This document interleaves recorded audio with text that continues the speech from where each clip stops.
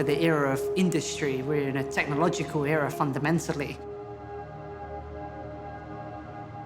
The fascists, they have the resources, but we have imagination.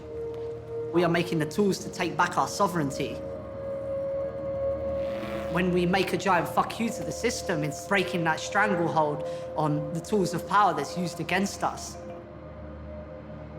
The fascists always use the narrative of we are the white knights in shining armor protecting against the threats. We come here and we move out the dark with pure whiteness. That's a false narrative because there is corruption in those castles. The real base of power lies with us. We are the darkness.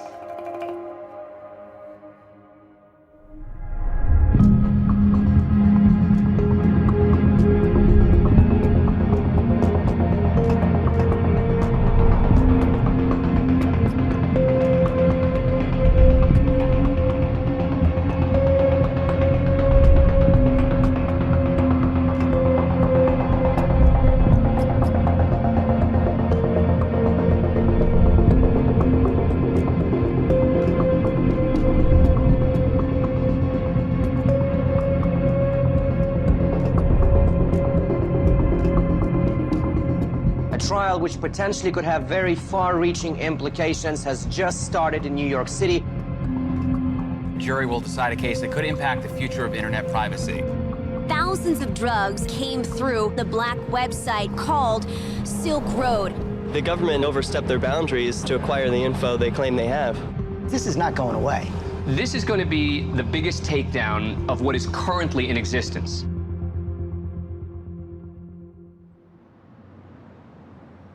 On January 13th, 2015, a criminal trial began for the accused leader of the Silk Road, a black market in an area of the internet known as the Deep Web.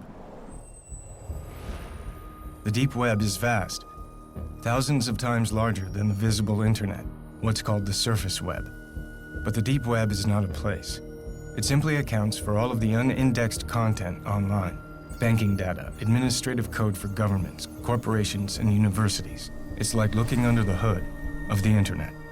Over time, the Deep Web became inhabited by people of all types who wanted to use this terrain for privacy. This hidden area of the Deep Web is called the Darknet, and it's accessible with a software service called Tor, originally developed by the US military and now open source and publicly funded. And while law enforcement and the media have painted a picture that Tor and the Darknet are nefarious tools for criminals, it's important to understand that they are largely used for good by government agencies, journalists, and dissidents around the world.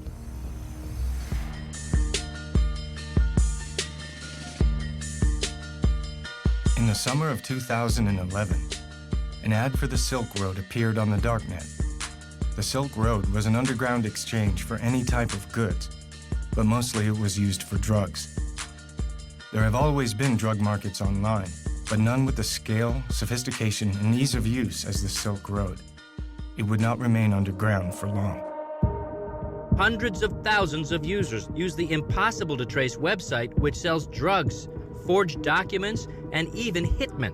It's called the Silk Road. Just look at some of the 13,000 items offered through that underground site. Ultra-clean cocaine, clean and real LSD, high-grade MDMA, also known as Molly, all with fast and free shipping. It generated roughly $1.2 billion in sales, with nearly 960,000 users, both buyers and sellers, in the US and more than a dozen other countries worldwide. YouTube videos like this one with 15,000 views tell anyone how to download an untraceable technology known as Tor that pulls data from thousands of computers worldwide to create this wide open marketplace. This hidden internet is underpinned by a virtual currency called Bitcoin.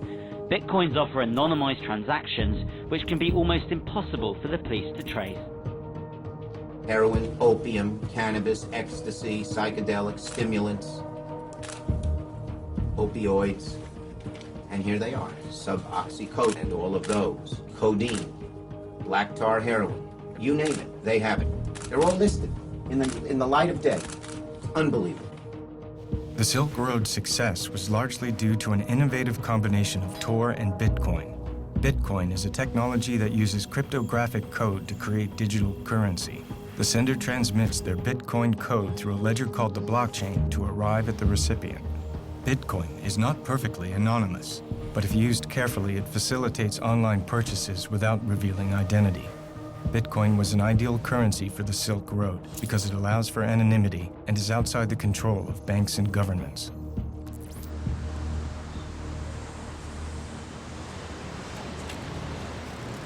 I really became aware of the Silk Road when Adrian Chen at Gawker did his profile.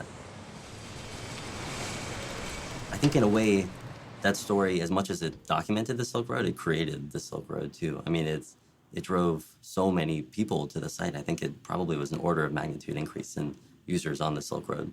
So from that point on, I felt like I had missed the story and I wanted the next big story on the Silk Road. But I was also just fascinated with the community that was, being created there. eBay doesn't have that kind of user community. This was like a really tight-knit movement of people. It was a fascinating thing just to lurk around in. It's a certifiable, one-stop shop for illegal drugs that represents the most brazen attempt to peddle drugs online that we have ever seen. It's more brazen than anything else by light years. I mean, they had a really big, target on their back, and they even had been taunting, to some extent, law enforcement and, the powers that be by doing this in the open. And that's actually part of what these marketplaces are about. It's not so much about selling drugs as much as it is to make a political statement of sorts, right? This shouldn't be prohibited. We're free to do what we want, and we have the technology to do it, so there. The news around the Silk Road came almost entirely from law enforcement and government officials with little insight from those who were behind the market itself. So the core architects and vendors of the Silk Road were sought out, using encryption keys to verify their identities and preserving their anonymity. This is the first time they have spoken publicly. The Silk Road forums were a better community than I've ever seen in real life. There were many threads that had great political and philosophical discussions. Sure, there were illegal things going on, but this was a real community of like-minded people. The Silk Road didn't appear to have a single leader. There were the regular posts from the system's administrator, but otherwise the service appeared to be primarily community-run. Then on February 5th, 2012, after a highly successful first year of business, the Silk Road administrator made an announcement. I need an identity separate from the site and the enterprise of which I am now only a part. I need a name. Drumroll, please. My new name is Dread Pirate Roberts. You're the Dread Pirate Roberts, admit it. With pride. The Dread Pirate Roberts was cribbed from the mythical character from the novel and film The Princess Bride, and the choice was no accident. In the original story by William Goldman, the Dread Pirate Roberts was a nom de guerre handed down from user to user and passed along eternally. The man I inherited from was not the real Dread Pirate Roberts either. The real Roberts has been retired 15 years, and I have been Roberts ever since. I shall retire and hand the name over to someone else. This Dread Pirate Roberts, or DPR, would come to spearhead the Silk Road forums and was generally assumed to be the creator and owner of the site. The Dread Pirate Roberts to me seemed to be kind of the most interesting figure in that whole world. On the Silk Road forums, he was constantly posting these manifestos and love letters to his users and libertarian philosophical treatises, and he even had like this Dread Pirate Roberts book club where he hosted discussions of Austrian economics and free market philosophy. At the same time, nobody knew who he was. He had never spoken to the press before. I approached him on the Silk Road forum mid-2012 and started kind of just like trying to persuade him to talk, chipping away at him and just bugging him constantly. The actual trigger, I think, that made him decide to talk was this competing dark website called Atlantis. They were really much more aggressive in their marketing than the Silk Road. They put out this YouTube video advertising Atlantis as the new, better dark web drug site. So when I went back to the Dread Pirate Roberts and said, I'm going to do this story, it can either be about Atlantis or it can be about you, I think he realized that, that he was a savvy business guy who realized he had to talk at that point. He did have a kind of political message that he wanted to get out, and I could see that in what he was posting on the forums. So I kind of played up to that, and I told him, like, I can be the vessel for you to talk about what the Silk Road really represents. And I think that appealed to him. So it took 8 months, but finally he did agree to an interview. Of course, he didn't tell me anything about himself, where he lives, you know, his age, identity, anything that could be remotely identifying. I didn't start the Silk Road. My predecessor did. From what I understand, it was an original idea to combine Bitcoin and Tor to create an anonymous market. Everything was in place. He just put the pieces together. The most I'm willing to reveal is that I am not the first administrator of Silk Road. He was incredibly secretive, of course, about the inner workings of the Silk Road and, you know, his own identity, of course. I mean, he was hunted by every law enforcement agency that you can imagine. The management of Silk Road is a collaborative effort. It's not just me making sure Silk Road runs smoothly. More often than not, the best ideas come from the community itself. But he did tell me, like, some interesting things about how he viewed himself and and the way that the Silk Road works. We don't allow the sale of anything that's main purpose is to harm innocent people, or that it was necessary to harm innocent people to bring to market. For example, anything stolen is forbidden. Counterfeit money and coupons which are used to defraud people. Hitmen aren't allowed, and neither is child pornography. No substance on Silk Road falls under those guidelines. This went beyond just, you know, like legalizing marijuana or even heroin. He wanted to see a new relationship between individuals and the government, where the government was, you know, basically hamstrung and couldn't control what people bought and sold. At its core, Silk Road is a way to get around regulation from the state. The state tries to control nearly every aspect of our lives, not just drug use. Anywhere they do that, there's an opportunity to live your life as you see fit, despite their efforts. I guess I shouldn't generally say this kind of thing, but I really liked the Dread Pirate Roberts that I interviewed. I thought he was, you know, a really super interesting guy with a really coherent philosophy. He came across to me as this kind of middle-aged, wise man figure, you know.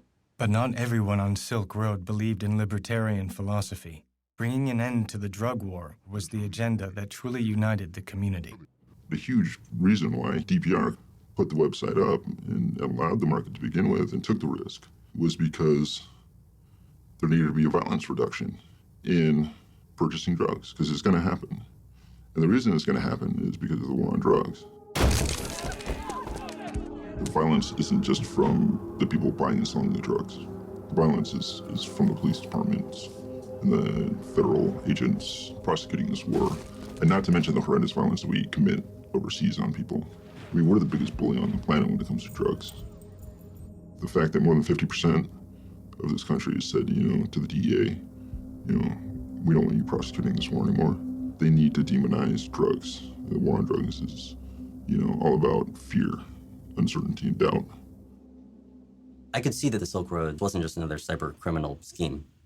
This was a guy who saw himself as the leader of a movement. One thing I've learned playing Dread Pirate Roberts is that your actions are sure to please some and infuriate others. But we can't stay silent forever. We have an important message, and the time is ripe for the world to hear it. What we're doing isn't about scoring drugs or sticking it to the man. It's about standing up for our rights as human beings and refusing to submit when we've done no wrong. Silk Road is a vehicle for that message. All else is secondary. The Silk Road functioned because the Dread Pirate Roberts was trusted. At any point, he could have shut down the Silk Road and run away with everyone's bitcoins. We've seen that happen with a bunch of other dark web businesses, but he didn't. And I think people believed that he wouldn't because they felt that he was a true believer in this kind of radically libertarian, crypto-anarchic philosophy that, you know, goes back to the cypherpunks of the 1990s. 25 years ago in the Bay Area, a burgeoning group of mathematicians, crypto-anarchists, and hackers began to meet in each other's homes. This tight-knit group came to be casually known as the cypherpunks. These original members were not socially motivated, but more concerned with the hard math of cryptographic technology and the broader philosophy of anonymity, individual liberty, and privacy. The government has this clear policy of access to all plain text, meaning whatever you're saying, they want access to. If it's stored on your hard disk, they want access to it. If it goes over the wire, they want access to it. If you are proxying speech for someone else, they want to know who it is. The cypherpunks were instrumental in the growing movement towards privacy and anonymity online, and they would pioneer the way into the hidden corners of the internet. Maybe the big turning point for the cypherpunks, I think, was WikiLeaks and Julian Assange and Jacob Applebaum's idea of what it means to be a cypherpunk. You cannot trust a government to implement the policies that it says that it's implementing. And so we must provide the underlying tools, secret cryptographic codes that the government couldn't spy on to everyone, as a sort of use of force, in that a government, no matter how hard it tries, if the ciphers are good, cannot break into your communications directly. Force of authority is derived from violence. One must acknowledge with cryptography, no amount of violence will ever solve a math problem. Exactly. And this is the important key. It doesn't mean you can't be tortured. It doesn't mean that they can't try to bug your house or subvert it in some way, but it means if they find an encrypted message, it doesn't matter if they have the force of the authority behind everything that they do. They cannot solve that math problem. This movement is not about the destruction of law. It is about the construction of law. These are guys who want to create encryption tools that everybody can use. It's not just for the elite. It's trying to shift the way that the internet works, to provide secrecy and anonymity and privacy to everyone, it's a much more populist movement. There is a community of people in the security and cryptography space who want to live in a world where the government cannot record their emails, cannot listen to their telephone calls, cannot see who they're spending time with, and they're trying to build tools. They're trying to build protocols and services that can facilitate that kind of anonymous and private exchange of information. I actually think this all comes down to wanting to live a free life, and the recognition, which really predates all technology, that an observed life is not a completely free life, that a zone of privacy is just a core human value. And the technology, to me, is just an incarnation of those basic human values. And I think that the people who are trying to build currencies that are free of tracking and government control and technologies that let you have a private conversation and those kinds of things are just people who are seeing that the technology can both enable and disable that space. There are more cypherpunks than ever before. They want to entirely cripple the government's ability to enforce law. They want cryptography to make the rules instead of law enforcement. Cody Wilson is a crypto-anarchist best known for developing the Liberator, a 3D printable gun that was downloaded 100,000 times in 2 days. When a group of baby boomers are told, okay, now 3D printers will print guns, they can do nothing but say, well, it's been nice living in the world I used to know. We want to question the very foundation, evacuate the very foundation that this order, moral, ethical, political, is founded. To see beyond good and evil and to allow something else to happen. It's just where the figure of DPR is so interesting to me. Like, is he a liberal? Like, is he a Misesian like he says he is? Oh, he believes in libertarian market principles and, man against the state and all these principles of freedom and axioms of, or is he someone else like who I hope he is, or someone like I would try to hope to be, who was just looking for a way, a mechanism to help peek beyond good and evil a little bit? And is he more enthusiastic about what he's allowed to be opened up, the doors he's opening? Of course there will be a dark side to the dark web. And if we want to enable this true crypto-anarchic future, anyone who's working on that, I think, has to reckon with the fact that they are going to be enabling really nasty things along with this kind of information freedom revolution that they're taking part in. By August of 2012, business was booming. The Silk Road had become a thriving, anonymous, and unregulated black market. The internet being used in this way posed a major threat to the government, greater perhaps than selling drugs. Even as a law enforcement officer, I still wouldn't know where to go and buy crack on the streets or buy heroin, but I do know how to go online and find it. It's downloading some software, and next thing you know, you're there, and you can purchase a service or drugs very easily. Since when does a teenager become obsessed with the daily mail delivery? Fidgeting and pacing made this Fisher's mom suspicious. So when her family's mail arrived, she grabbed it and found a cartoon DVD box addressed to her son with something extra, a package of white crystals. So she confronted her 14-year-old, and both their lives changed forever. I don't think anybody really cared in law enforcement until Senator Schumer went, oh my God, we got to do something about this. Today, I'm calling on the DEA and the Department of Justice to immediately shut this site down before more damage is done. Because if you think about what law enforcement at the federal level has to do to even start a case, I don't think this case would have been started if it wasn't for some political impetus by, a senator saying, we need to look into this. The FBI today shut down what it's calling the most sophisticated internet site in the business of selling hard drugs, including heroin, cocaine, and LSD.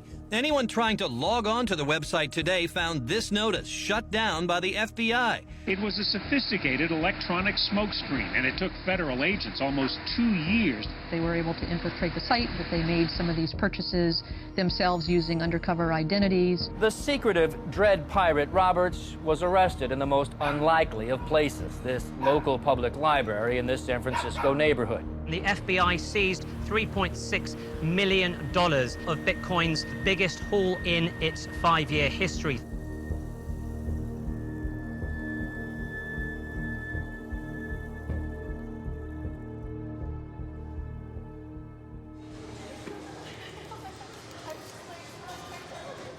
When the criminal complaint first appeared in October, it describes this 29-year-old kid named Ross Ulbricht. Not only do they say that he has run this billion-dollar-plus black market conspiracy, and they accuse him of drug trafficking and money laundering and somehow computer hacking charges as well, which is something that I had never associated with the Silk Road. But then also in this criminal complaint, there is outlined his plot to pay for the murders of a potential informant and a blackmailer. It seems at least one Silk Road user threatened to reveal the identities of thousands of others. So investigators say Ulbricht tried to execute a murder for hire on that user, offering $150,000 to a would-be hitman because, quote, "This kind of behavior is unforgivable to me, especially here on Silk Road. Anonymity is sacrosanct." It threw me for a loop. It was really not the Dread Pirate Roberts that I had ever imagined. This connection between Ross Ulbricht, who plenty of evidence suggests that he was involved in the Silk Road. They, after all, seized his laptop while he was logged in to the Silk Road. He was caught red-handed. But these two personalities, these two personas, do seem to be almost schizophrenic. It's so difficult to imagine that they are the same person.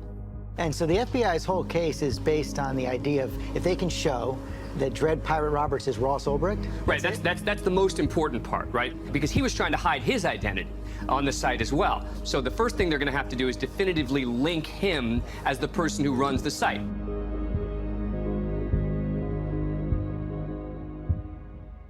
Oh man, it was yesterday, actually. I was on my computer and I was on Facebook, and there's this guy that I know, and he's very into like Bitcoin and cryptocurrencies and stuff like that. And he posts this article, and it says, Ross Ulbricht arrested. And I pull up Lynn's G-chat, and I'm like, what is going on? Like, why is I looking at Ross's picture, about being arrested? What is this? She says, we don't even know. We're leaving Costa Rica right now. I mean, they were on their way, but blew my mind. I mean, totally blew my mind. Ross William Ulbricht grew up in a suburb of Austin, the only son of Kirk and Lynn, with an older sister named Callie. It's a loving, tight-knit, middle-class family. The Ulbrichts earn their income from properties they built and rent on the Costa Rican coast. Ross was an avid outdoorsman, an Eagle Scout like his father, and displayed an early aptitude for math. Ross earned a full scholarship to the University of Texas at Dallas, studying physics. He graduated in 2006 and then won another full scholarship to Penn State to pursue a master's in material science and engineering. It was at Penn State that Ross began a deep interest in libertarianism, particularly the work of Ludwig von Mises and the Austrian School of Economics. Yet by 2009, having completed his master's, Ross seemed to be having a change of life plan, telling his mother he no longer had an interest in pursuing a career in science and instead wanted to become an entrepreneur. Ross moved back to Austin and opened his own used book company, Good Wagon, donating a portion of the proceeds to an inner-city youth program and to a prison literacy project. I remember him saying when we had coffee the last time we saw each other, I remember him saying that he wished he had joined a fraternity in college. And I remember saying, well, that's surprising. You know, I didn't really understand that perspective. And I just remember him thinking, well, he focused a lot on his studies in school and maybe didn't create the social network that he was looking for in school. But as far as where we saw each other going or where we saw ourselves going, I think we both had a strong desire to be in control of our destiny. You know, again, like when he started the book company, totally natural, not even something that I would have questioned, where there are a lot of people that would never start their own business. But for Ross, sure, you know, why not? But the business floundered, and Ross eventually shut it down. And if a post on his LinkedIn page was any indication, Ross had experienced a kind of epiphany on the next way forward. Albrecht wrote, "Now my goals have shifted. I want to use economic theory as a means to abolish the use of coercion and aggression amongst mankind. To that end, I am creating an economic simulation to give people a first-hand experience of what it would be like to live in a world without the systemic use of force." From this moment in late 2010, Ross became something of a free spirit, eventually leaving his parents' home in Austin to live with his sister Callie in Sydney, Australia, and then returning briefly to Austin. Throughout this period, as far as his family knew, Ross's means of employment was working on freelance projects in computer finance. I am Renee Pinnell, age 29. Today is December 6th, 2012, and we are in the Jewish Contemporary Art Museum, and relationship to partner is best friend. So Ross, how did you come to live in San Francisco? You twisted my arm until I said, fine, I'll come. I get a phone call from Renee. "Ross, call me up. I got an opportunity for you." I'm like, okay. And he's like, "Yeah, I'm doing this startup here in San Francisco. I want you to be a part of it." The more I thought about it, and the more he laid out the pros and cons, the more it all just seemed like cosmic and the right thing to do. So, yeah, I bought my ticket, and 2 weeks later, I showed up at his doorstep. As Ross Albrecht was making his way from Australia to Austin, and eventually to San Francisco, the Silk Road was online and growing steadily. So naturally, it sparked the attention of federal law enforcement, and specifically the wing of the DHS, called Homeland Security Investigations, housed in the old Customs House in Baltimore, Maryland. You have postal inspectors in Seattle and Customs and Border Protection intercepting mail shipments coming from overseas, full of drugs, full of currency. And one thing that happens is they all lead back to the Silk Road. And you have a number of independent investigations sort of cropping up around the same time frame, following different leads, but all leading back to the same place. At the same time, the New York Cybercrime Division of the FBI began their own investigation, headed by Agent Chris Tarbell. And there were people essentially online 24/7 as part of the team that was monitoring and gathering even just a little bits of evidence. Informants were activated.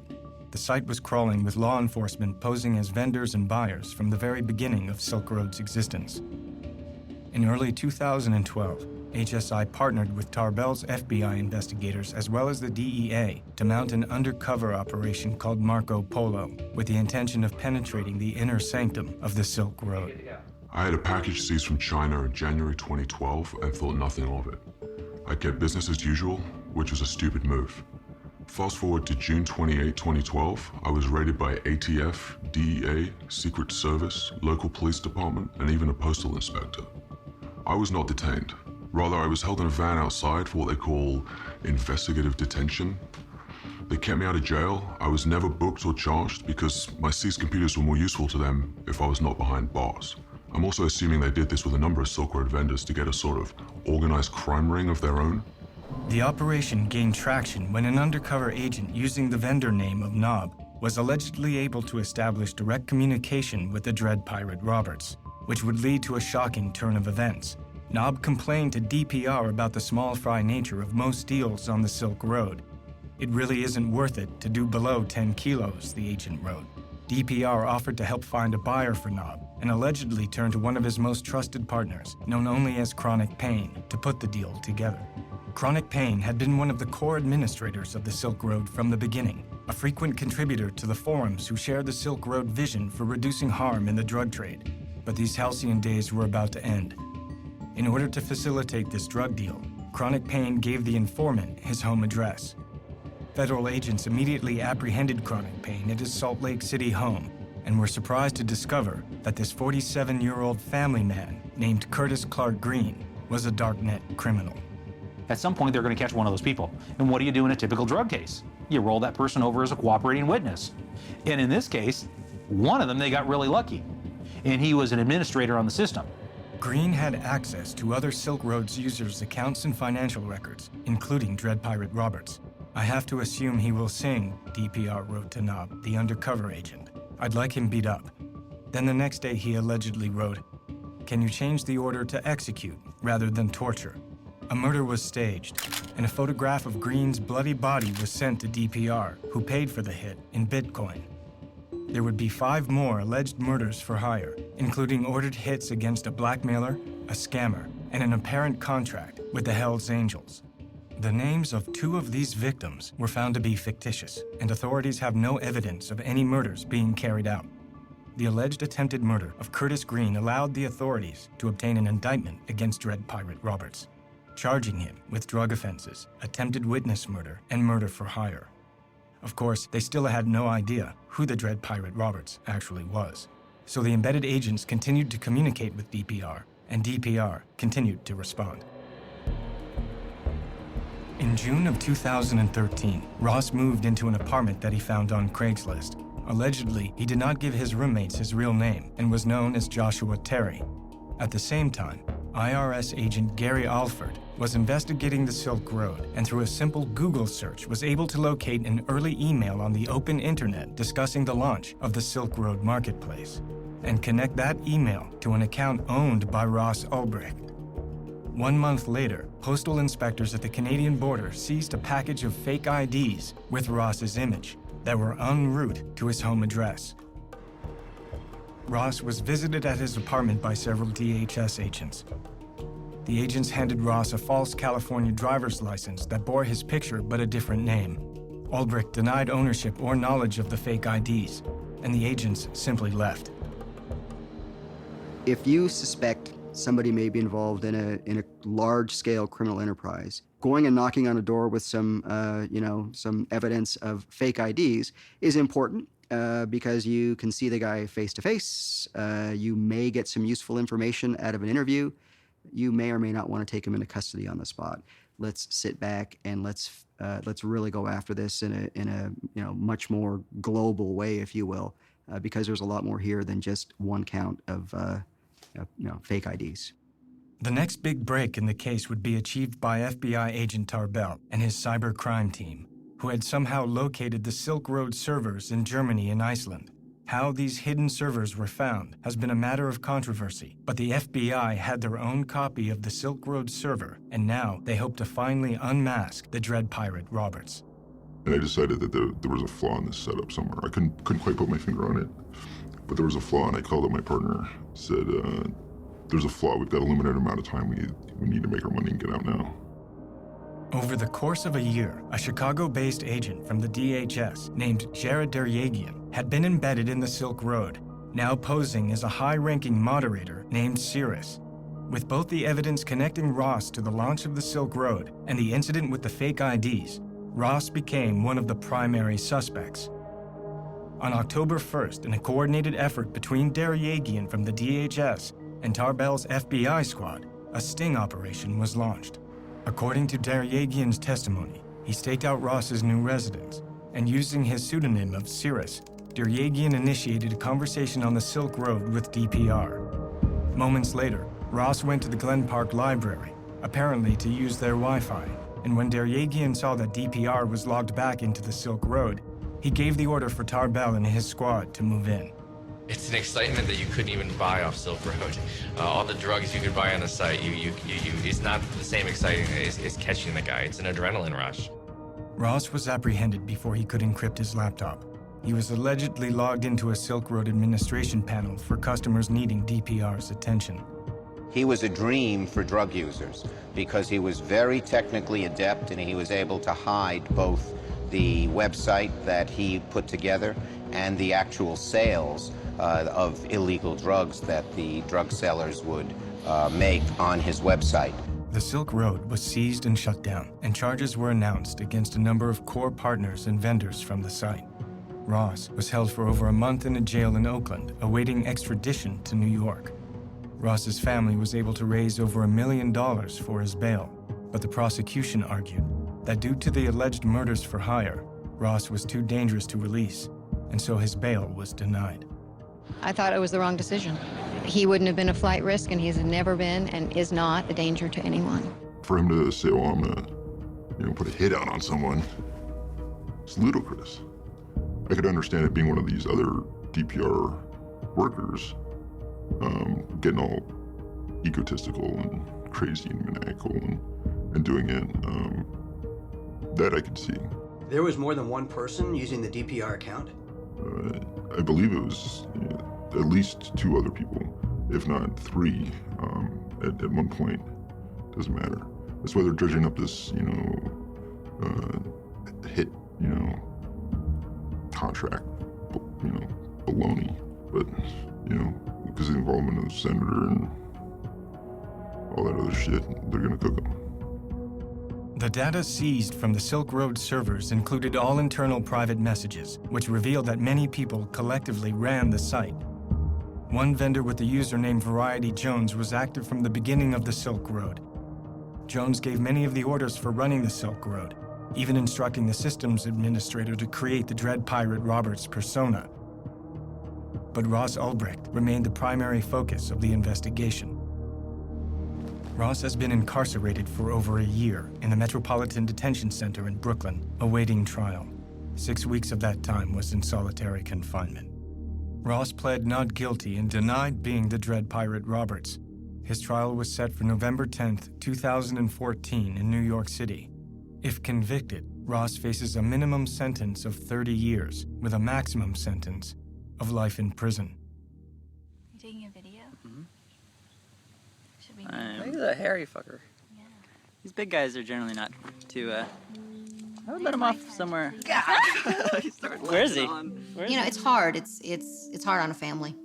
It really is, especially when you love that person so much and you believe in them so much, and you have such a daunting Goliath of a opponent. It's challenging. It's kind of like a death in a way when you go like, no, that can't be true, and then you're like, oh yeah, it's true, and you go through that kind of shock. His dad, my husband, of course, he's trying to keep our business going so we have livelihood, and his sister is in Australia, and she's been helping too from there. I'm Ross's sister, and I can tell you he has been a man of his word and honor all his life. I was shocked to hear the news of his arrest, but felt even more dismayed at what the media was writing about him, not even knowing him. I read things by people who don't have a clue who Ross really is. He's been tried and convicted in the media. Nothing has been proven at all. I don't know what's happened to the presumption of innocence in this country, but it is a constitutional right here that we are innocent until proven guilty. Ross sent me this picture of himself about a week ago. It was taken a couple weeks ago in prison. I guess sometimes they go around and take pictures for the families. He is doing well as can be expected, of course, under the circumstances. And finally, after 5 months of delays, he has had access to the discovery, the evidence that the prosecution has. And so he's been working very hard going through that. We are asking the prosecution, how did you find the server? And they're not saying. We have to know how they found the server in order to see if Ross's Fourth Amendment rights have been violated. And how would anyone know if the evidence had been tampered with or anything else if it's not revealed how they found the server? There were 14 searches and seizures in this case, which is a fishing expedition into a person's total property, unlimited rummaging through all of their things to see what they can find. When the criminal complaints first appeared in October, I think the supporters of the Dread Pirate Roberts and the Silk Road just scattered because Suddenly, this thing that had seemed like an idealistic community built around nonviolence and, libertarian free commerce suddenly seemed instead like this bloody criminal conspiracy. And a guy who probably otherwise would have been a kind of political cause celeb who would have had all of these supporters calling for his freedom, instead was treated as an immediate pariah. He was seen as a criminal. So there's a lot of circumstantial evidence, if you want to call it that. There's a lot of technical bits and pieces involved. It got really crazy in the middle of that. It's sort of one thing is taking down this online drug market, another thing is pinning a number of murders for hires on top of it. It just seems really, really far-fetched. The 29-year-old seemingly clean-cut entrepreneur was living a secret life as a digital drug lord. They're claiming that he's living in a manner of a head of a cartel. The distinctions between Ross Ulbricht and the head of a cartel, you don't have to see too many movies to recognize what the differences are here. Then when the indictment finally came out, there were suddenly no charges around these murder-for-hire accusations, only the drug trafficking and money laundering and computer hacking. They had 6 charges. They used them against him to deprive him of bail. And yet 2.5 months later, the prosecutor didn't indict him. What they did instead was they called it an uncharged crime. Well, if something's a crime, don't you charge someone for it? And if it's not a crime, why is it there? Because it's prejudicial to a jury to have that sitting there, unproven, just smearing him. The portrayal they want is of someone who they can present to a jury as not having redeeming value. It's a way of poisoning the atmosphere so that the jury doesn't focus on the allegations, but focuses on this atmospheric that the government has created that in some sense is a diversion, appealing to the emotional aspect of it, so that if the proof is weak, the benefit of the doubt doesn't go to the defendant where it belongs under the presumption of innocence, but it goes to the government because, hey, there are these awful things lurking out there which aren't part of what we're supposed to find. The government doesn't have to prove them beyond a reasonable doubt, but they've injected them in the case in a way that is toxic to a impartial evaluation of what the evidence is on the charged crimes. So people come in with a preconceived notion, and that's halfway there to guilt. Previously, the murder for hire was in there as a charge, and then it was dropped. But it's not gone away. It's included as what they call an overt act in the conspiracy and to sell drugs. And so they actually made it one of the things to support the larger drug conspiracy, to either get at trial or get him to plead. It seemed like this bait and switch that the government had accused him in this almost informal way of murder, so that when he was charged with these nonviolent crimes in the end, he would still be seen as a violent criminal. I think that has really been effective in coloring the portrait of Ross Ulbricht. Ever since Ross's arrest, he and his best friend Renee Pinnell have remained in regular contact. Renee declined to give substantive interviews to the press for fear they would be used against Ross in court, but agreed to answer questions via email.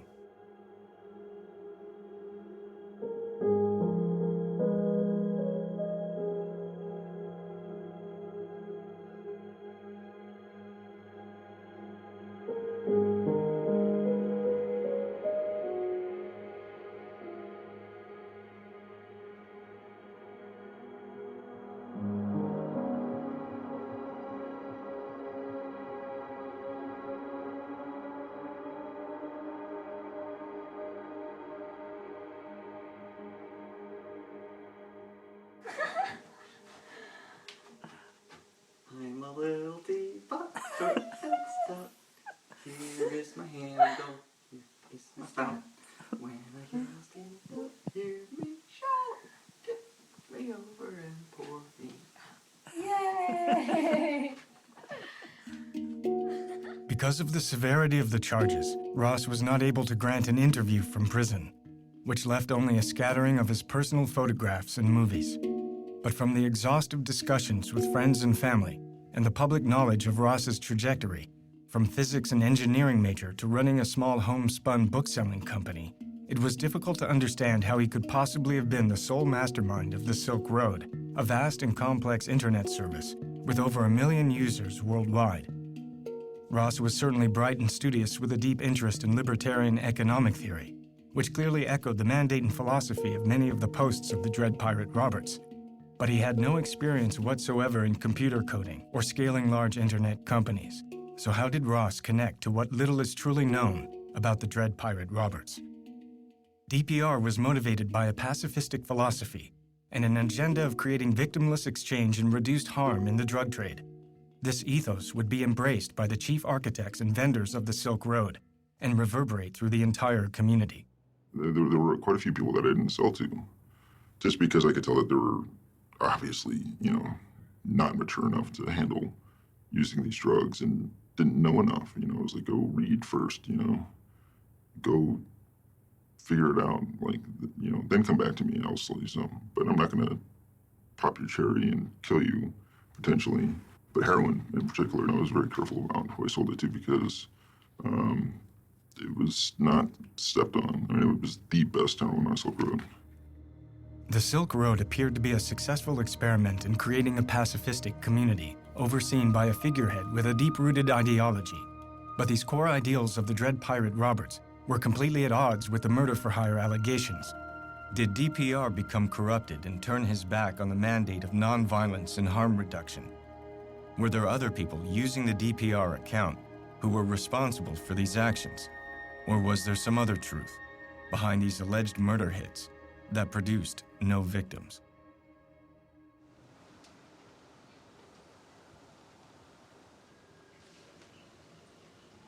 We don't know the first piece of evidence that led the feds down this chain of investigation to the San Francisco library where Ross Ulbricht was arrested. All we know is that at some point they located the Silk Road servers in a data center in Iceland and imaged them. They copied all the data off of them and seized them. But we don't know how they found those servers. The whole idea of the Silk Road was that it ran as a Tor hidden service, which means that Tor protected its physical location and made it very difficult to locate the computers that ran it. So the mystery of how the FBI or the DEA or possibly the NSA located those servers is still unsolved. And in fact, hasn't been mentioned in any of the legal documents surrounding Ross Ulbricht's trial. I think his defense has seized on this as something that the government doesn't want to talk about. And if that's the case, then it does raise these Fourth Amendment issues of can the government use essentially hacking techniques to dig up evidence on a criminal suspect? And if so, what kinds of warrant do they need? If, in fact, there was some kind of violation of the Fourth Amendment in that initial part of the investigation that really was the first clue that led them down this entire chain to the arrest of Ross Ulbricht, it could be a giant problem for the prosecution that then taints every other piece of evidence that they found subsequently. The government has prosecuted other people for doing essentially what the government did here, which is trying to get underneath the public face of a website. And they have alleged that getting at information that's not supposed to be publicly accessible by sophisticated computer inquiries or activities, that is a violation of federal law. So here, and that's why they always say, we didn't do anything wrong, we didn't do anything in violation, but they really know what's at stake here because they've actually prosecuted people for the same thing. And the government's affidavit, the affidavit from Agent Tarbell about how they got to the Silk Road servers has been met with incredulousness by the internet community. The Tarbell Declaration, to put it politely, seems vaguely disconnected from the truth. Depending on which security expert you ask, you will get it's vaguely disconnected to the truth to something filled with it is a massive pile of bovine excrement. What Tarbell's story was is he was typing away his computer, visiting the Silk Road website, and the CAPTCHA was transmitted in the clear, and he somehow saw the IP packets go directly to the server. And so he then connects to that server and gets the CAPTCHA. Game over, they found the back-end server. Unfortunately, this was playing fast and loose with the truth, because the logs provided to the defense show that what Tarbell found was not the CAPTCHA image, but instead a PHP MyAdmin page. The server was running some stuff over the clear, but not the CAPTCHA. So Tarbell's story doesn't mesh with the FBI's own evidence. They hacked his servers, and with that access could essentially do whatever they wanted, given just the institutional pressure to take this thing down. It's naive to think that they didn't. Of course it's on the table that this is how they discovered him. I mean, he was dealing with Tor. He was dealing with all these technologies which we know are the subject of NSA investigation, as revealed by Edward Snowden. It's at least reasonable to assume that there's been this kind of parallel construction or interference, or like not playing by the rules that the state deals out for you to play with. But then again, we all know that it deals the cards. It runs the game anyway. It's naive to think that this wasn't an available option. The issue is whether the agent could have done what he said he did. The theory that's been brought forward in the testimony by the individual agents that did it, they were able to manipulate part of the server to cough up an address that shouldn't have been given up. And that address came back to Iceland, and that server there was hosting the Silk Road hidden service. I think we're not going to know till we go to trial, and we may never know for sure. There's always this balance of trying to be forward-leaning in your investigative techniques and making sure that you don't trample on rights at the same time. You want to stay well within the bounds of your legal authority, because if you step over the line, the evidence is going to be tossed. It's not going to be admissible in court, and you may wind up jeopardizing the outcome of an entire investigation. And so I think what agencies will try and do is they'll want to step right up to the line, maybe get a little bit of chalk on their toes, but don't step over it.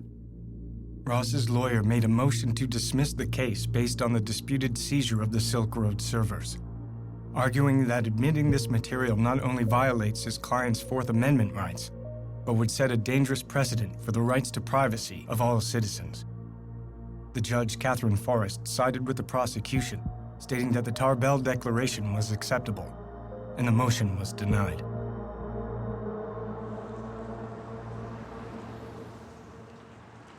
Search and seizure law in the digital age is really doesn't have the limitations on it that it does in the physical space. And we see it not only in the search and seizure laws, like what is the standard upon which they can come and grab your computer? What kind of searches can they do on your computer once they have it? Do they just get everything? We see this at the border, or we see this at search incident to arrest. People now carry around smartphones that have their whole lives in them. And if they get stopped, law enforcement is certainly right now in a lot of places taking the position that absolutely anything that's connected, that's on that device, including logging into your accounts that you can log into from that device, is fair game. If the prosecution gets away with this warrantless seizure of Americans' data, as well as all these other foreigners, it could have a lasting precedent for how the Fourth Amendment works in the digital age. And I think that, in fact, may be the most lasting effect of the Silk Road. Generally, what happens in the criminal law field is that there's some case of major proportion that is used as a means of changing rules or expanding exceptions to constitutional protections. And once it's there, once the precedent is set, it then trickles down very quickly and very easily into all sorts of ordinary cases where, the ends justify the means. Then all of a sudden, it's now spread. The average citizen may say, well, why is this important to me? Why do I care?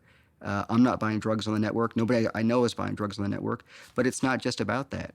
We're a democracy. And informed citizens understand they have a right to privacy, and that the Fourth Amendment protects against unreasonable searches and seizures. Information has to be encrypted. And that goes from a large corporation down to an individual. And so for those who are arguing that information should not be encrypted, certainly that makes it easier for law enforcement to combat, but it also makes it easier for the cyber criminals to attack. It makes total sense that criminals are among the early wave, along with the sort of paranoid people, of these new tools and services, but that doesn't mean that they're the only people using these services. There are a hell of a lot of journalists that I know and regularly communicate with now over Tor. But, for the people who oppose this technology, who see it as a threat, the fact that criminals use it is a great way to demonize it.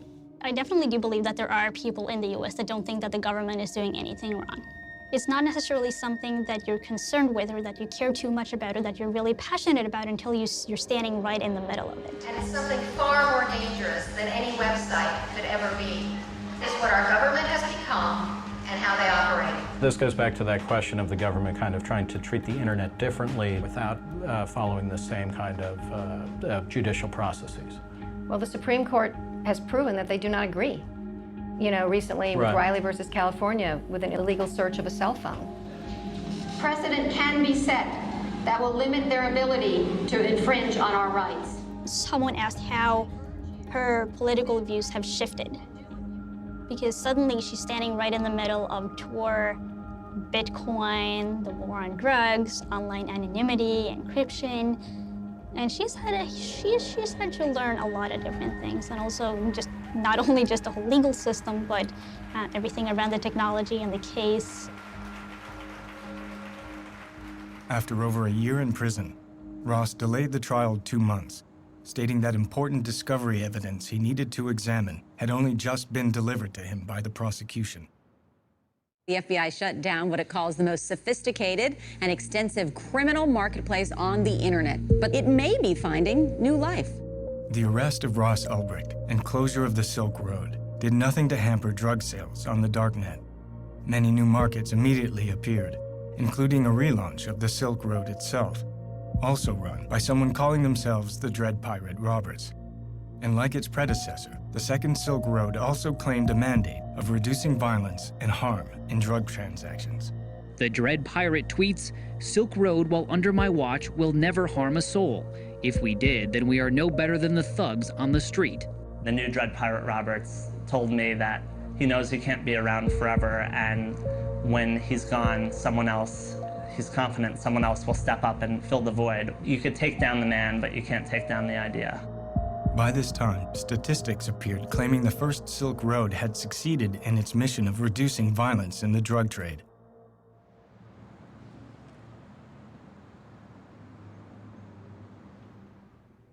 While I was with the Baltimore Police Department in the early 2000s, I had 2 city officers in uniform killed by drug dealers on the street. And there was a family of 7, a Dawson family on Preston Street. They were killed by one drug dealer in one night, mother, father, and 5 kids. And so as the years in the early 2000s start moving along, I'm continuing to think about this from a place of violence and beginning to realize that our policies of drug prohibition were actually counterproductive to public safety. The one thing that I signed on for to improve, to better public safety in our neighborhoods, was making it worse. And I found a large number of police officers and judges and criminal prosecutors and DEA agents and FBI who think the same way. If Baltimore moved from street corners to online services, oh my God, you know how many fewer shootings we would have every year, which equate to fewer homicides? Number one, it removes the buyer from the back alleys and from the street corners and from those dangerous places of dealing with the seller. Buying it over the internet where it's delivered to you removes you from that scenario.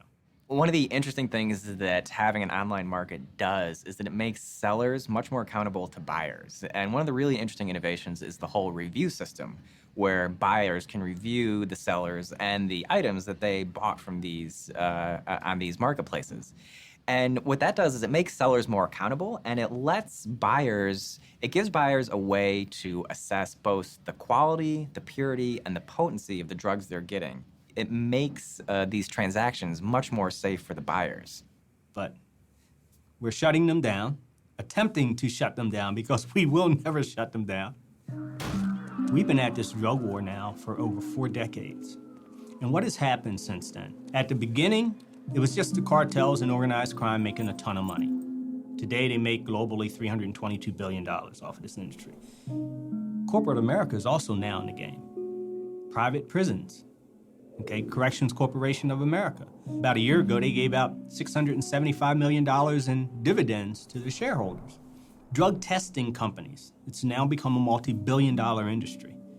And who gets tested? Those who are in prison or under the control of our criminal justice programs on parole and probation. So corporate America's making a lot of money. What about law enforcement? Law enforcement's making a ton of money. The government's 1033 program, where we get armored vehicles and machine guns and whatever we want of the surplus military equipment, that's because of the drug war. over the years, we've seen these huge bureaucracies build up around the drug war, around prosecuting the drug war. You've got the Drug Enforcement Agency, you've got the Office of National Drug Control Policy. So a lot of the opposition is just rooted in self-interest among places like the FBI and the DEA, where if you're telling somebody who's been in the FBI for 30 years that drugs are no longer a priority, that's an existential threat to them. That kind of takes away their whole reason for existence. You really have to think about the danger of some of these drugs, the severe danger of addiction, the havoc that it reaps on families and children and careers. And so to say that we need to step back and liberalize, well, that's one approach you can take, but then you've got to look at a cause and effect. If we do this, what are the second and third order effects?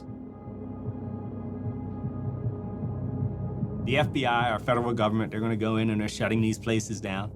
You know what? New ones just open up. Because there's so much money to be made, they'll continue to open up, and it's just a dog chasing its tail.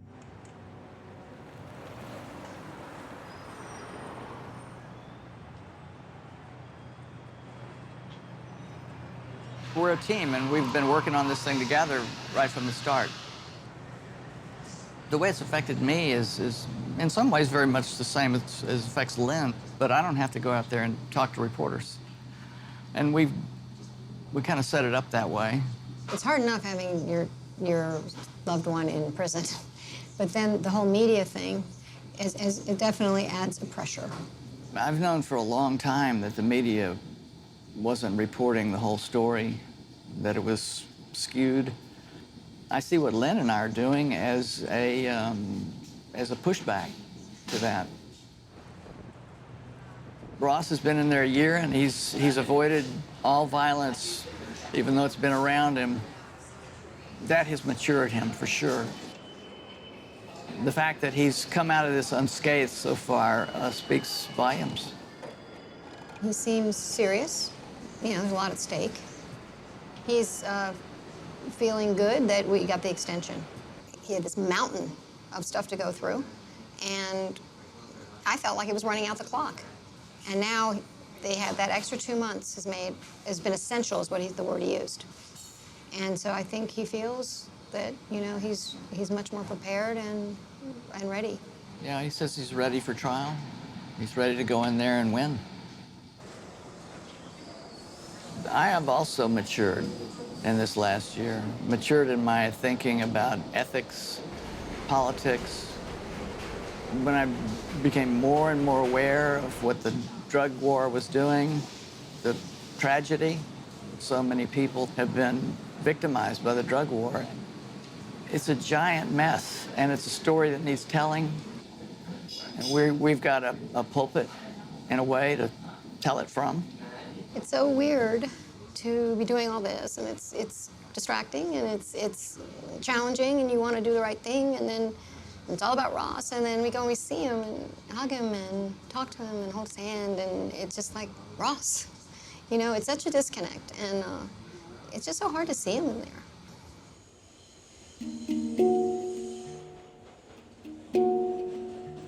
Being in the prison visiting, it's a very emotional experience because there are all these families there, and they get to see their loved one 1 hour a week. And so they're soaking each other up, and you're in a room of 150 people sitting side by side, tight packed, and there's just all this emotion saturating the atmosphere.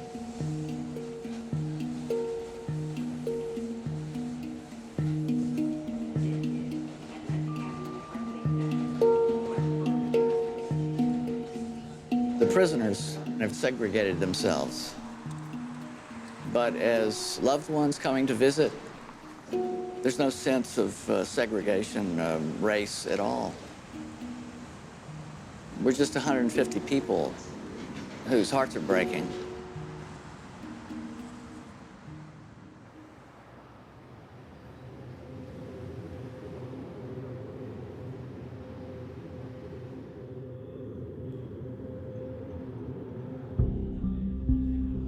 Of all the Snowden disclosures that have come out to date, the one that will have the greatest long-term impact is the revelation that the NSA has been subverting cryptographic standards and making the internet less secure.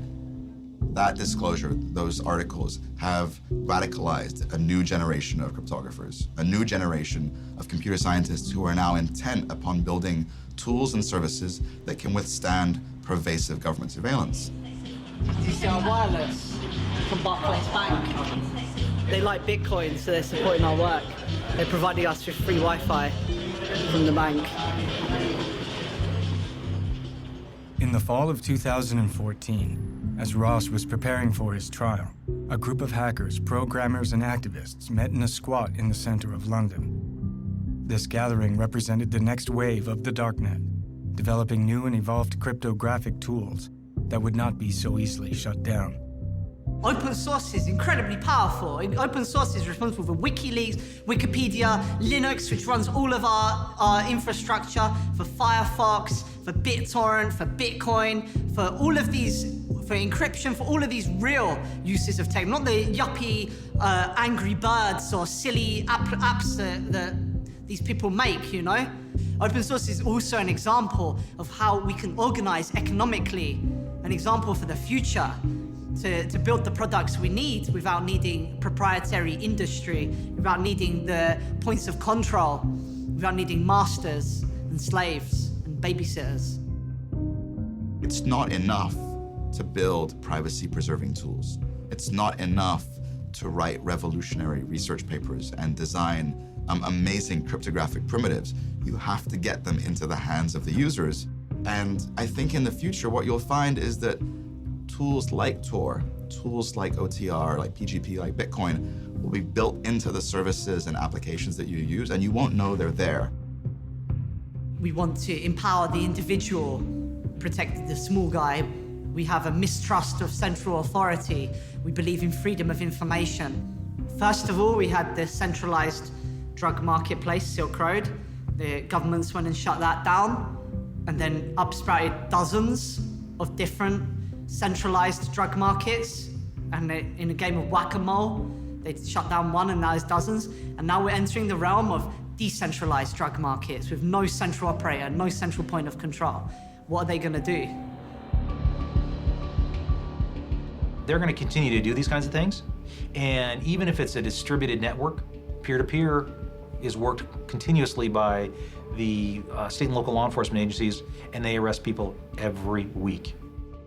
On November 6, 2014, law enforcement agencies around the world launched a coordinated effort called Operation Onimus, seizing hundreds of darknet sites, including the relaunch of the Silk Road. Bruce Schneier, the cryptographer, once said to me, in this cat and mouse game, the mice will win in the end, but the cats will be well fed. I think that's the way to see it, that this game is going to continue forever.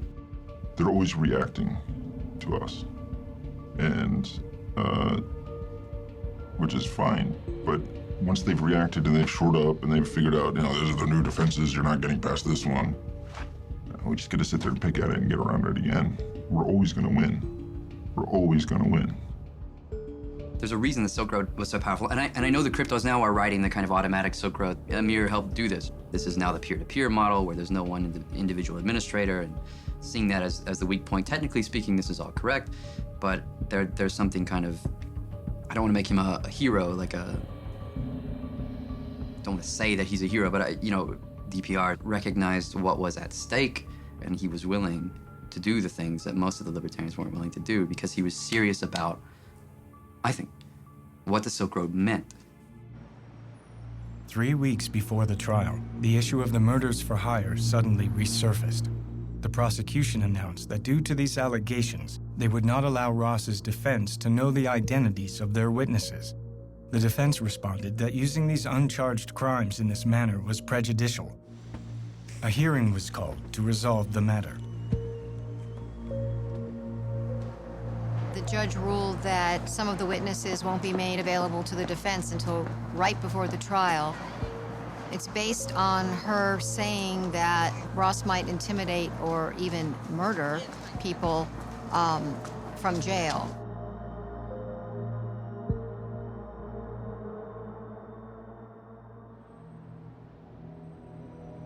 when all this first happened, I said, well, it would still have been necessary to say that, well, this man's a murderer and he was only out for his own gain, and he had casual, like, what do you call it, a callous disregard for human life. It's necessary to paint a figure that way rather than to make him, a martyr of the war on drugs. I think that's just good planning.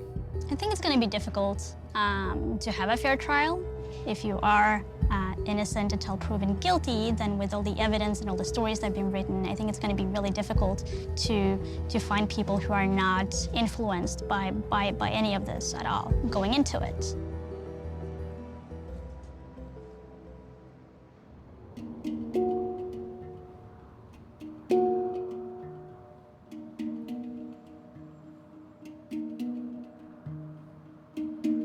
The day before the trial, Ross provided a written statement. It was the closest anyone would get to an actual interview.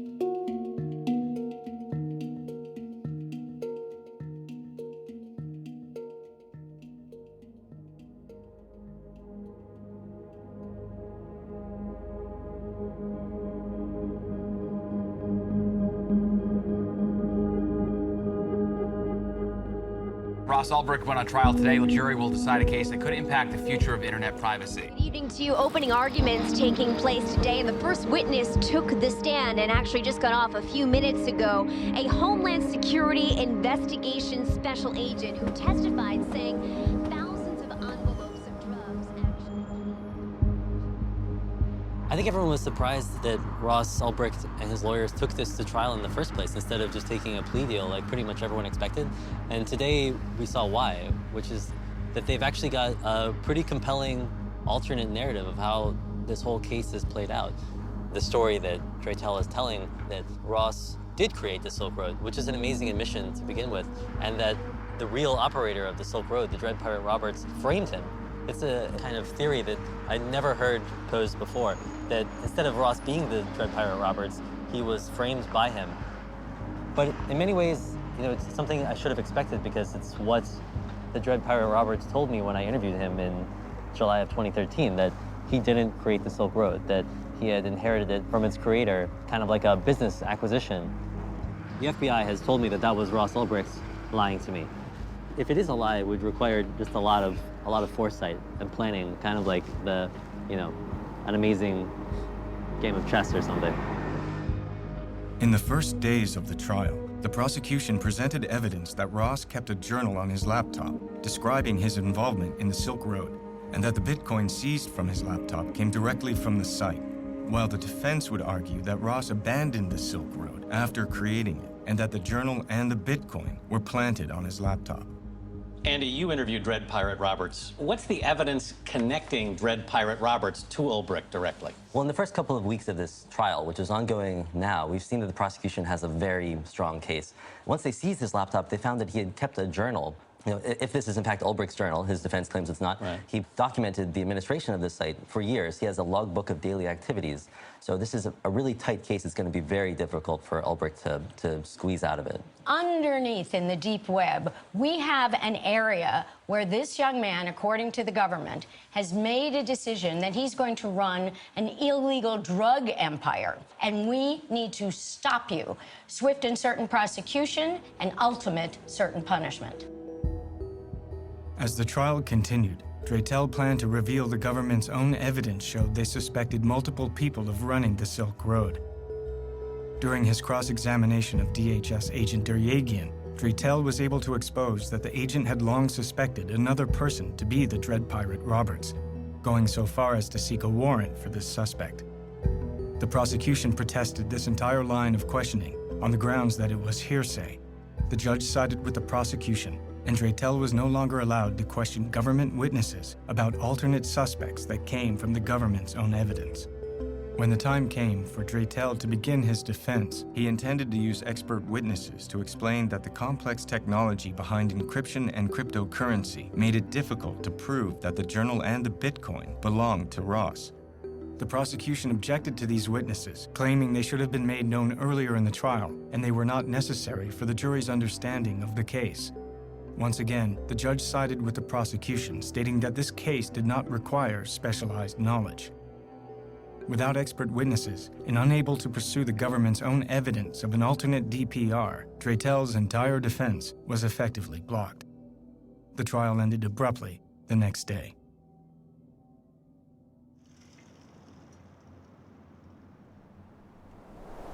The trial of Ross Ulbricht raised more questions than it answered. Did we really know the full truth of the Silk Road case? Would this case set a precedent for the warrantless search of Americans' digital property? Whatever the ultimate outcome, it was clear that the fall of the Silk Road was not the end of a chapter, but the beginning. And the movement to create tools and services for online privacy is stronger than ever. The trial of Silk Road mastermind Ross Ulbricht concluded when the jury found him guilty on 7 different counts. It included 3 drug charges, as well as computer hacking, money laundering, and even a kingpin charge of continuing a criminal enterprise. Now, Ulbricht faces a minimum of 30 years behind bars, but his defense plans to appeal this decision. Anyone here, all of us, are going to be judged by things for which there is no attribution in real life. There's only attribution on the internet, where things can be created, modified, edited, moved, hacked. Was it a fair trial? No, I don't think so. As the actual verdict was read, the word guilty was said 7 times. Ross was just staring straight ahead. I don't know what was on his face. But afterwards, he turned back to look at his family, and he had this really heartbreaking kind of stoic smile. And he wasn't crying, but he was just blinking hard. And then as he was led away, his mom said, "This is not the end." You know, that was it. The evidence against Ulbricht was so powerful, and Draytel's strategy had been to try to cross-examine every government witness and to pull out his alternative story through that cross-examination. And when the judge essentially shut that down and said, you have to limit your cross-examination to the scope of the government's initial questioning, that really prevented him from telling any other story. We have a much more informed perspective than the rest of the world. We have meetings that we've had with Josh through the last year and 3 months, regular meetings. We know about how he felt like he might win the case in cross-examination. We know that the government, that his witnesses were blocked from testifying. We were in the courtroom and we saw what happened and the travesty, the appalling obstruction of justice that happened. There was 5,000 pages of government evidence to do with one witness alone, Jared Yegan. None of that was allowed. 5,000 pages, and it was dumped on the defense 10 days before trial. Another 2,500 pages for other witnesses was dumped on the defense a week before trial. And it was full of exculpatory evidence favorable to Ross that was not permitted to be used. All this great, huge field of evidence that came out in the 3,500 material a week before trial that was that would help prove Ross's innocence was excluded from being brought out in the courtroom. It would have been a whole different case. This was the trial that didn't happen. The trial just didn't happen because it was only the prosecution's narrative that we heard. So then what about the hacking of the Silk Road servers? What about the precedent issues of the case? We didn't get that far. We didn't get to even have that kind of public hearing where The FBI has to say how they did it, and then we get to decide whether that was legal or illegal. That's maybe the most frustrating thing about this case from a legal point of view, is that American law enforcement hacked a foreign server, I believe, and they didn't have a warrant, and they completely got away with it, and nobody even gets to ask any questions about it. How's Ross through all of this? He's an amazing guy. You know, he's handling this so much better than I would have. I don't know how I could have taken what he's put up with and been subjected to in this last year and 3 months. And we pray that his spirit won't be crushed by this. It seems that Ross conceived of the Silk Road, that he ran it for its entire existence online. I actually accept that the government has proven that. But Ross Ulbricht is a fascinating character. He invented this brilliant thing. He had principles. He wasn't just a cybercriminal. He wasn't just a drug lord or a kingpin, as he's described in these charges. He was also an idealistic guy. And I'm going to be conflicted about both the kind of virtue of the Silk Road and of Ross Ulbricht as a person, I think, for the rest of my life. I'm not going to be able to come to a conclusion about this.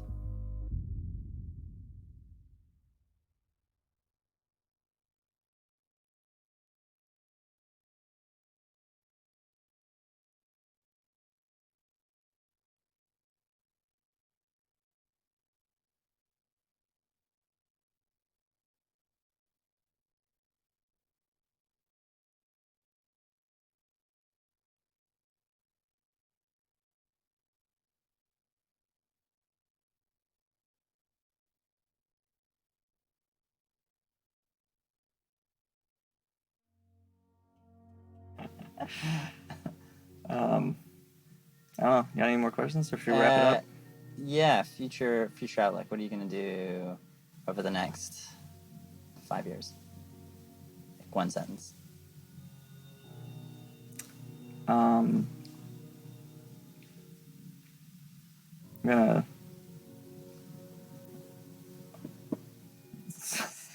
I'm gonna do a few things. So one sentence isn't enough, damn it. But pretty sure I want to start a family in the next 5 years. Nice. Okay. And just make more friends and close people I love. Yeah, I want to focus on being more connected to people. Very good. And 20 years. 20 years. I want to have had a substantial positive impact on the future of humanity by that time. Do you think you're going to live forever? I think it's a possibility. I honestly do. I think I might live forever in some form by that time. I mean, technology is changing so fast. Yeah. Cool. I hope I'm there. Sweet. Someday we could be a shining beacon of hope for the oppressed people of the world, just as so many oppressed and violated souls have found refuge here already. Will it happen overnight? No. Will it happen in a lifetime? I don't know. Is it worth fighting for until my last breath? Of course. Once you've seen what's possible, how can you do otherwise?